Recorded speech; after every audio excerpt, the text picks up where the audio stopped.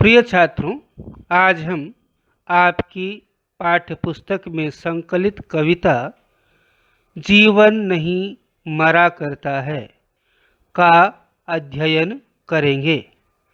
इसके रचनाकार सुप्रसिद्ध कवि और गीतकार श्री गोपाल दास सक्सेना नीरज जी हैं। प्रस्तुत कविता एक प्रेरणा गीत है जिसके द्वारा कवि ने हमें यह बताने का प्रयास किया है कि निर्माण और विनाश तथा सफलता और असफलता का क्रम जीवन में सदैव चलता ही रहता है। हम सफलता पाने पर भले ही प्रसन्न न हों, पर असफल होने पर दुखी अवश्य होते हैं। यही बात कवि ने हमें इस कविता के द्वारा समझाने का प्रयास किया है। कवि का कहना है कि जीवन में मिलने वाली असफलताओं से हमें दुखी या निराश नहीं होना चाहिए।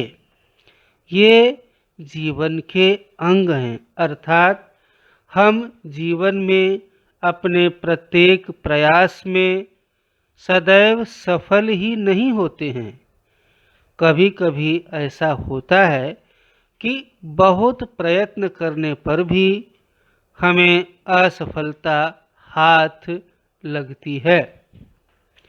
हमें अपने हर प्रयास में सफलता नहीं मिलती। दूसरी बात यह है कि जो भी भौतिक स्वरूप है, अर्थात इस संसार में जो कुछ भी आपको दिखाई देता है, चाहे वह मनुष्य हो, चाहे वह कोई वस्तु हो, सब वह एक न एक दिन नष्ट होगा ही। हम उसे कितना संभालें, कितनी ही उसकी रक्षा करें, सुरक्षा करें, देखभाल करें, पर उसके नष्ट होने से हम रोक नहीं सकते हैं। उसे किसी भी हाल में बचाया नहीं जा सकता है। इसलिए जो नष्ट हो गया उसकी चिंता न करते हुए कर्मरत बने रहना चाहिए। यही इस जीवन का सूत्र है, मूल मंत्र है। छात्रों, यह कविता आरंभ करने से पूर्व इस कविता में आए कुछ जो शब्द हैं उनका अर्थ जान लेते हैं। यहाँ पर एक शब्द है नीलाम होना, जिसका अर्थ है बिक जाना। दूसरा शब्द है जिल्द। जिल्द का अर्थ है पुस्तक का बाह्य आवरण, आप कवर कहते हैं। गगरी छोटा घड़ा। शिकन सिलवट या चिंता। पनघट वह स्थान जहाँ लोग पानी भरते हैं। किश्ती नाव। चहल चहल पहल अर्थात शोर शराबा, लोगों का आना जाना लगा रहना। तम अंधकार। पतझड़ पत्ते झड़ने की ऋतु। मुखड़ा चेहरा। एक मुहावरा है गले लगाना, अर्थात प्यार से मिलना। छात्रों, कविता का जो शीर्षक है वह है जीवन नहीं मरा करता है। एक बार फिर से इस पर विचार करें। कवि कहते हैं कि हम सब कोई वस्तु बड़ी हसरत से, बड़ी लगन से, बड़े प्यार से बनाते हैं, संवारते हैं। वस्तु ही नहीं, मनुष्य भी होता है, स्वजन भी होते हैं, अपने घर परिवार के सदस्य भी होते हैं। पर ये सब कभी न कभी किसी न किसी बहाने नष्ट होते हैं, क्योंकि समस्त भौतिक वस्तुएं नश्वर हैं, नाशवान हैं। तो जब ये नष्ट होती हैं या कोई अपना स्वजन, सुहृदय, प्रिय हमसे बिछड़ जाता है तो हमें पीड़ा होती है, कष्ट होता है, मानसिक वेदना होती है। पर कवि का ये कहना है कि जो कुछ आपका नष्ट हो गया है उस पर बहुत दुखी होने से, उसकी वेदना में डूब जाने से वह वस्तु या व्यक्ति फिर से लौटने वाला नहीं है, आपको प्राप्त होने वाला नहीं है। उसके बिछड़ने के या नष्ट होने के दुख में आप जितना डूबेंगे आपको उतना ही कष्ट होने वाला है, क्योंकि सृष्टि का नियम ही है, जो बना है वह एक न एक दिन बिगड़ेगा। इस पर किसी का वश नहीं है, अधिकार नहीं है। तो इसे नियति और प्रकृति का क्रम मानकर हमें स्वीकार करना चाहिए और निरंतर अपने कर्म पथ पर, कर्तव्य पथ पर आगे बढ़ते रहना चाहिए।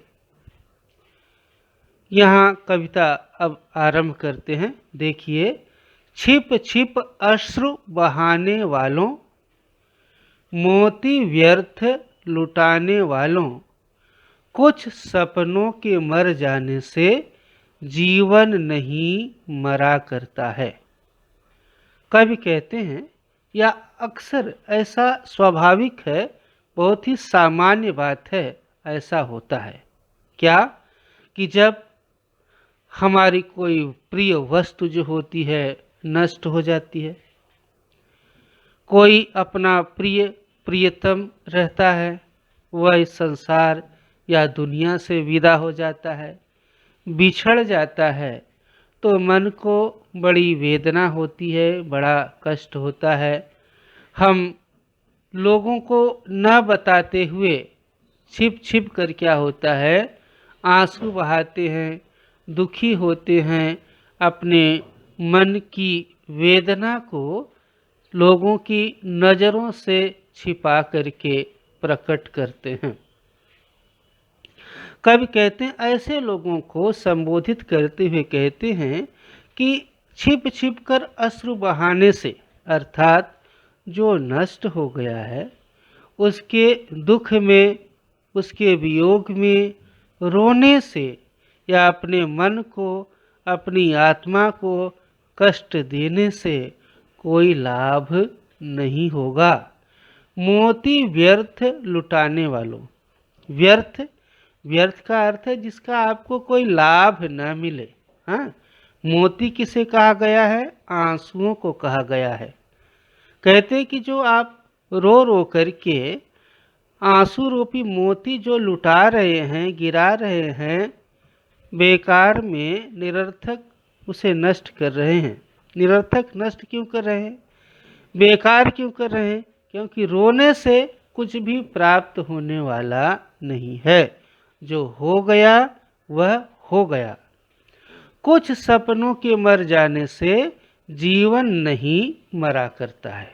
अर्थात कहते हैं कुछ सपने, अर्थात हमारे जीवन की कुछ कल्पनाएं, कुछ आकांक्षाएं, कुछ अभिलाषाएं यदि मर जाती हैं, पूरी नहीं हो पाती, अर्थात हम अपने कुछ प्रयासों में सफल नहीं हो पाते, तो उसी के साथ हमारा जीवन समाप्त नहीं हो जाता।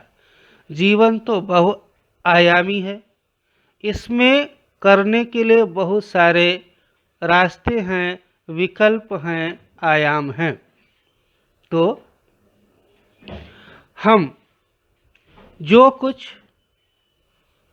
नहीं कर पाए हैं थोड़ा बहुत, तो उस पर हमें क्या है, ज़्यादा दुखी नहीं होना चाहिए, बल्कि हमें ये समझना चाहिए कि हम थोड़ा ही हमारा नष्ट हुआ है, बाकी बहुत कुछ करने के लिए हमारे पास है। इस तरह से हमें नकारात्मक या निराशाजनक परिस्थिति से निकलकर सकारात्मक भाव विचार ग्रहण करना चाहिए, क्योंकि कुछ प्रयासों में यदि हम असफल हो गए तो बाकी जो है हमें बहुत कुछ करना है और हम उन प्रयासों में सफलता प्राप्त करके अपनी उस असफलता की हानियों को पूरा कर सकते हैं। उतने से ही हमारा जीवन खत्म नहीं हो जाता। जीवन जीने के लिए और भी बहुत रास्ते हैं, तरीके हैं, उपाय हैं। आगे माला बिखर गई तो क्या है। कहते हैं कि यदि मोतियों की माला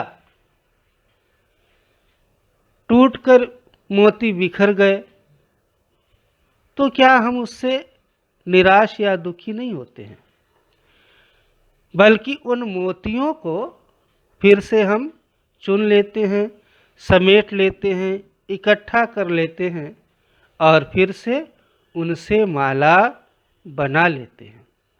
इसी तरह से यदि जीवन रूपी जो हमारी कल्पनाएं हैं, जीवन की माला टूट गई अर्थात हम अपने किसी प्रयास में असफल हो गए, तो उस असफलता को छोड़कर फिर से हमें अपने जीवन को व्यवस्थित करना है, संगठित करना है और व्यवस्थित प्रयास से अपने जीवन को फिर से सफल और सुचारू बना लेना है।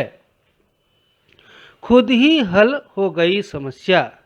बताया कि इससे अपनी समस्या जो है वह अपने आप हल हो जाती है, अर्थात हम फिर से क्या है नए सिरे से टूटी हुई माला को जोड़ने के क्रम में प्रयास में लग जाते हैं। अर्थात हम जो कुछ नष्ट हो गया है उसे उसके दुख को भूलकर फिर से हम नए तरीके से नए सिरे से अपने जीवन सृजन में लग जाते हैं। आंसू गर नीलाम हुए तो समझो पूरी हुई समस्या। कहते हैं कि हमारे आंसुओं का मूल्य, हमारे आंसुओं की कीमत तो तभी है जब ये नीलाम हुए। नीलाम अर्थात ये बिके। बिके का अर्थ है इनका कोई मूल्य समझे। क्यों? जब आंसुओं का मूल्य लोग समझेंगे तभी उनके मन में संवेदना पैदा होगी, सहानुभूति पैदा होगी और तभी क्या है उनसे हमें किसी प्रकार का सहयोग या मदद मिलेगा। अन्यथा रहीमदास की एक दोहा है आज के ज़माने के लिए, क्या कहते हैं कि रहीमन निज मन की व्यथा मन ही राखो घोय। कहते हैं कि अपने मन की व्यथा पीड़ा किसी से कहो नहीं, अपने मन में ही छुपा कर रखो। लोगों के सामने रोना और कहते हैं अपना दीदा फोड़ना, अपनी आंखें फोड़ना कोई लाभ होने वाला नहीं है। हाँ, यदि कोई हमारे आंसुओं का मूल्य समझे तो समझिए कि आपको उसका लाभ मिल सकता है। लाभ के रूप में आपको मानसिक सहयोग, सहानुभूति, संवेदना प्राप्त हो सकती है। रूठे दिवस मनाने वालों। कहते हैं कि जीवन में यदि कुछ नष्ट हो गया है तो उसके दुख में डूब करके, रूठ करके, नाराज हो करके दिन को बिताने से, समय नष्ट करने से कोई लाभ नहीं है। क्यों? जो कुछ खत्म हो गया है, नष्ट हो गया है, उस पर आप चाहे चिंता करें, चाहे क्रोध करें, चाहे गुस्सा करें, वह फिर से आपको प्राप्त होने वाला नहीं है। यह सृष्टि का विधान है। फटी कमीज सिलाने वालों। कवि कह रहे हैं कि जिस तरह से हम यदि हमारी कमीज फट जाती है तो हम उसे सिला लेते हैं, फेंक नहीं देते हैं। इसी तरह से जीवन में यदि किसी प्रकार की विसंगति, विरोधाभास आ जाता है तो जीवन से निराश नहीं होना चाहिए, जीवन से भागना नहीं चाहिए, बल्कि उस विसंगति को दूर करना चाहिए। धैर्य से, साहस से, विवेक से विचार करके जीवन में आने वाली विसंगतियों को, विषमताओं को दूर करने का प्रयास करना चाहिए। और आप ये समझें कि हम जितना तनाव मुक्त रहेंगे, समस्याओं को जितना अपने से दूर रखेंगे, उतना ही क्या है, हम जीवन का आनंद ले सकते हैं, जीवन जी सकते हैं। अन्यथा जीवन दुनिया भर की समस्याएं यदि हम अपने साथ लेकर के चलेंगे तो जीवन हमारा अपने लिए ही भार स्वरूप हो जाता है। तो जो कटु सत्य है, उस कटु सत्य को स्वीकार करने में हमें किसी प्रकार का संकोच या हिचक नहीं होना चाहिए। कटु सत्य क्या है? इस संसार में जो भी भौतिक वस्तुएं हैं वे नश्वर हैं, एक न एक दिन नष्ट होंगी। तो उनके नष्ट होने पर हमें ज़्यादा दुखी नहीं होना चाहिए। यदि दुख मन में आता है तो भी क्या उसे निकालने का प्रयास करना चाहिए। और मन से दुख निकालने का एकमात्र उपाय है कि हम निरंतर कर्मरत रहें। जब हम काम में लगे रहेंगे तो हमारा मन काम में रहेगा, खाली बैठे रहेंगे तो मन में शैतानी विचार आते हैं। कहा जाता है खाली दिमाग शैतान का घर होता है। कुछ दीपों के बुझ जाने से आंगन नहीं मरा करता है। कहते हैं कि आंगन में प्रकाश के लिए हम तमाम दीपक जलाते हैं, यदि उसमें से कुछ दीपक बुझ जाते हैं तो आंगन मर नहीं जाता, आंगन का अस्तित्व समाप्त नहीं हो जाता। क्योंकि दीपकों का बुझना अर्थात जो दीपक जलाए गए हैं उनका बुझना ये नियति है, ये सृष्टि का क्रम है, वो बुझेंगे ही। तो इसमें क्या है, हमें किसी प्रकार का अफसोस नहीं होना चाहिए। यह कोई अनहोनी बात नहीं है, यह कोई असामान्य बात नहीं है। उन दीपकों के बुझ जाने से भी आंगन की रौनक, आंगन की शोभा बनी रहती है। खोता कुछ भी नहीं यहाँ पर, केवल जिल्द बदलती पोथी। यहाँ जीवन का एक बहुत बड़ा दार्शनिक सत्य हमें समझाया गया है कि संसार में कुछ भी क्या है, खोता नहीं है, नष्ट नहीं होता है। सब क्या है, यहाँ पर जो भी चीज़ें हैं सब स्थायी हैं, शाश्वत हैं। मात्र उनका स्वरूप बदल जाता है, रूप बदल जाता है। केवल जिल्द बदलती पोथी। जिस तरह से पुस्तक में जो किसी पुस्तक में जो लिखा हुआ विषय रहता है, विषय वस्तु रहती है, वह वही रहती है। प्रतिवर्ष जो उसके संस्करण आते हैं उसमें उसका ऊपरी जो आवरण रहता है वह बदला हुआ रहता है। बाकी नीचे बीच में भीतर जो लिखित सामग्री है वह वही रहती है। जैसे रात उतार चांदनी, पहने सुबह धूप की धोती। क्या कहते हैं, जिस तरह से जो चांदनी है वही धूप है। सूर्य का प्रकाश ही रात्रि में चांदनी बनकर शीतलता फैलाता है और सुबह होने पर धूप बनकर के संसार को प्रकाशित करता है, हमें ऊर्जा देता है, ऊष्मा देता है। प्रकाश वही है, अलग अलग परिस्थितियों में उसका अलग अलग रूप दिखाई देता है। रात में चांदनी और दिन में सूर्य का प्रकाश। इसी तरह से कहते हैं कि दुनिया में जो कुछ भी वस्तुएं हैं वे सब नाशवान अवश्य हैं, पर उनका अस्तित्व कभी समाप्त होता नहीं है। इसी तरह से मनुष्य, कहते हैं गीता में भगवान श्री कृष्ण ने अर्जुन को यही उपदेश दिया था कि यह शरीर जो है नश्वर है और आत्मा अमर है। आत्मा को कोई मार नहीं सकता और शरीर को कोई बचा नहीं सकता। खोता कुछ भी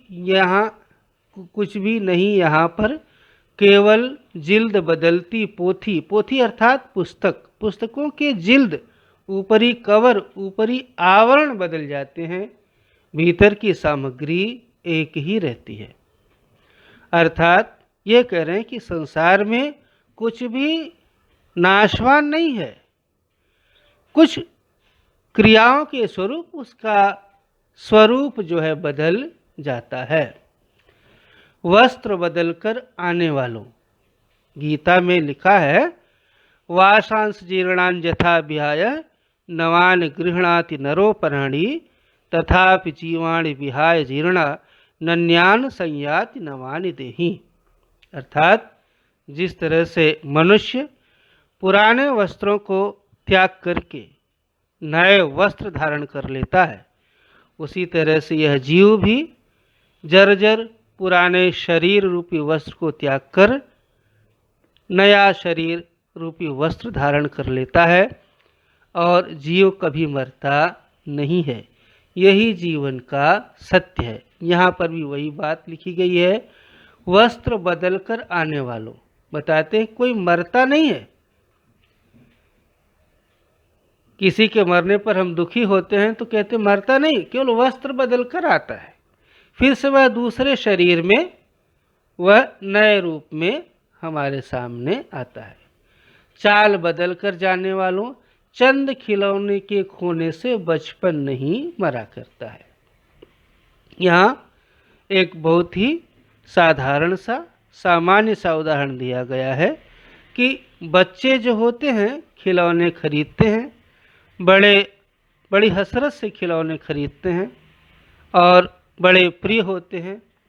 कुछ क्षण तो वे उन खिलौने के बगैर रह भी नहीं पाते, लेकिन धीरे धीरे उन खिलौनों की अहमियत या महत्व खत्म हो जाता है। वे खिलौने टूट जाते हैं, खो जाते हैं, गायब हो जाते हैं, गुम हो जाते हैं। तो क्या बच्चों के बचपन पर उनके खो जाने का, टूट जाने का, नष्ट होने का कोई प्रभाव पड़ता नहीं है। बच्चों का बचपन अबाध गति से आगे बढ़ता रहता है। कितनी बार गगरियां फूटी। गगरी अर्थात छोटा घड़ा, जिससे महिलाएं पानी भरने जाती हैं।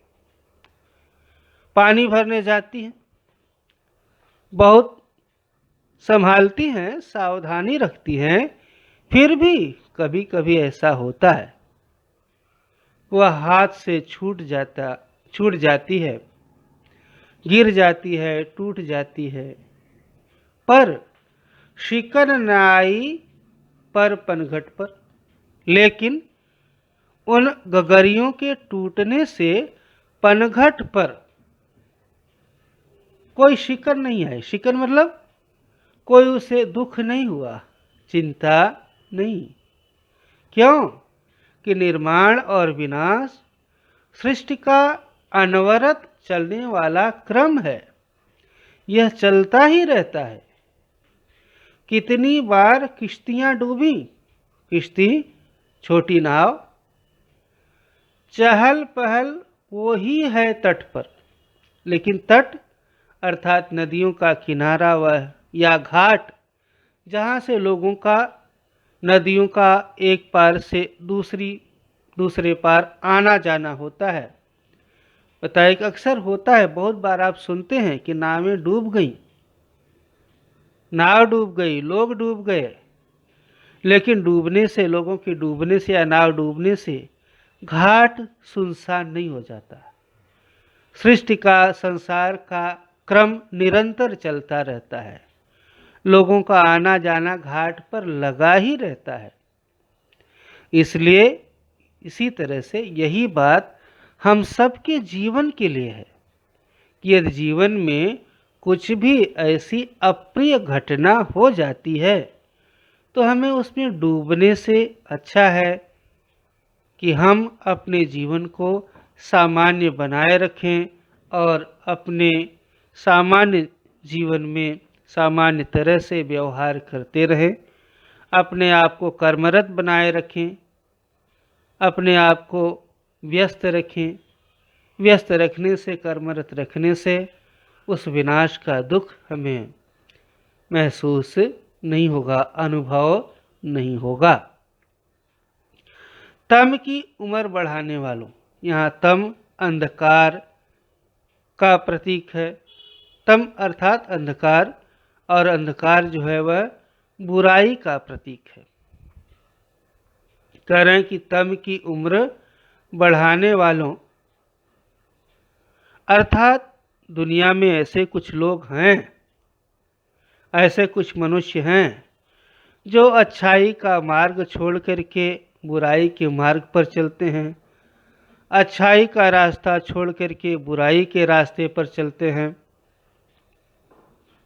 बुरे लोगों का साथ देते हैं, बुराई को बढ़ावा देते हैं। लौ की उम्र घटाने वालों, लौ अर्थात दिए की रोशनी या प्रकाश, फ्लेम। रोशनी या प्रकाश क्या है? वह अच्छाई का प्रतीक है। लोग अच्छाई को दबाना चाहते हैं, अच्छाई को मिटाना चाहते हैं, पर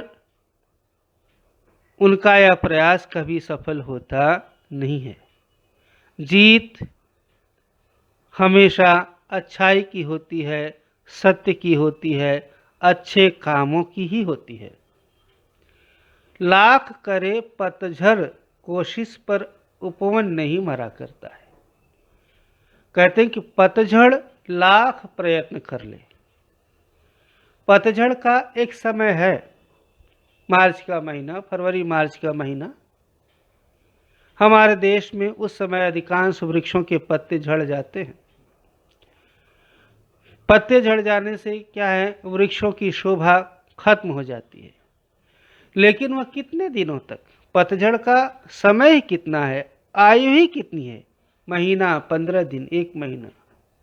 उसके बाद फिर से वृक्षों में पत्ते आते हैं, फूल आते हैं, कलियां आती हैं, वृक्ष हरे भरे बनते हैं और सारा उपवन हरियाली से, फूलों से, कलियों से, सुगंध से महक उठता है। मनमोहक वातावरण की सृष्टि फिर से हो जाती है।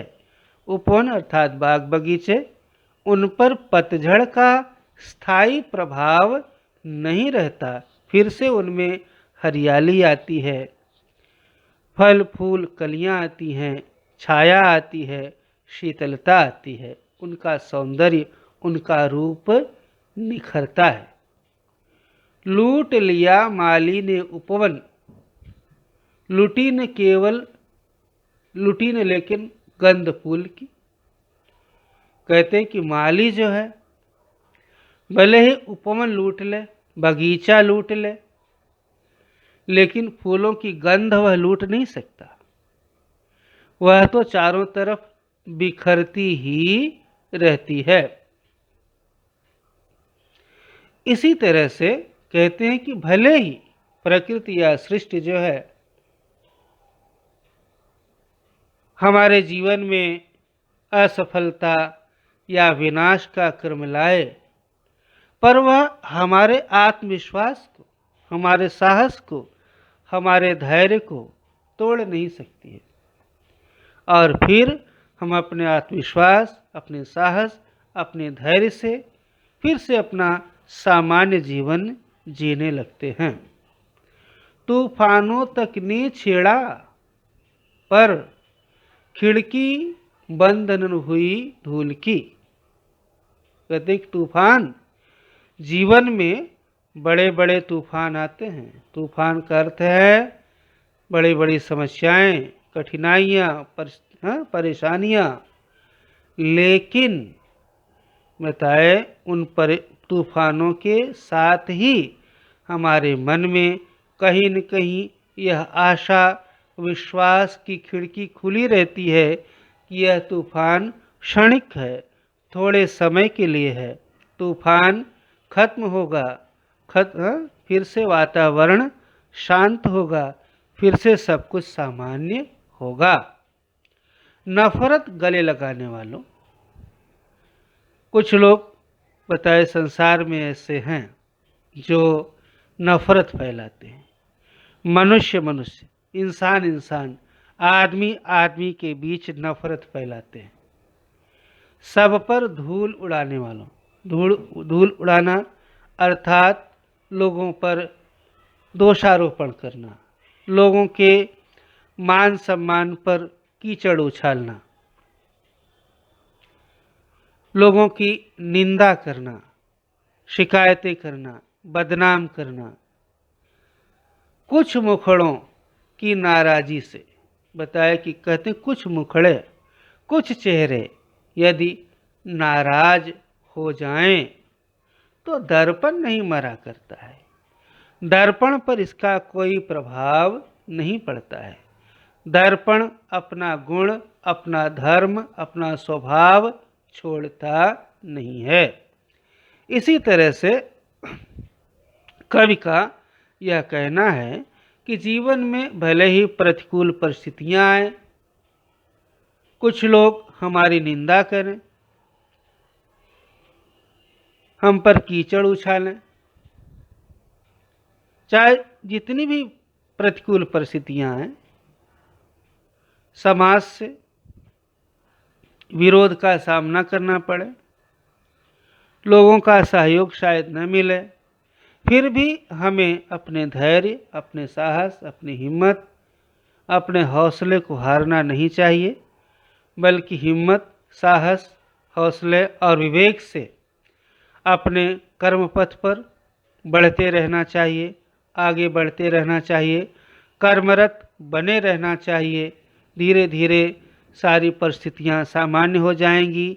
जो विरोधी हैं वो भी सहयोग में आकर खड़े हो जाएंगे, क्योंकि अंत में विजय, जीत आपके सत्कर्मों की होती है, सकारात्मक भावों की होती है, आशावाद की होती है, निराशा की नहीं।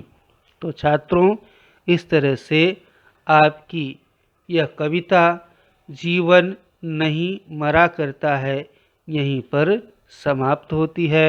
धन्यवाद।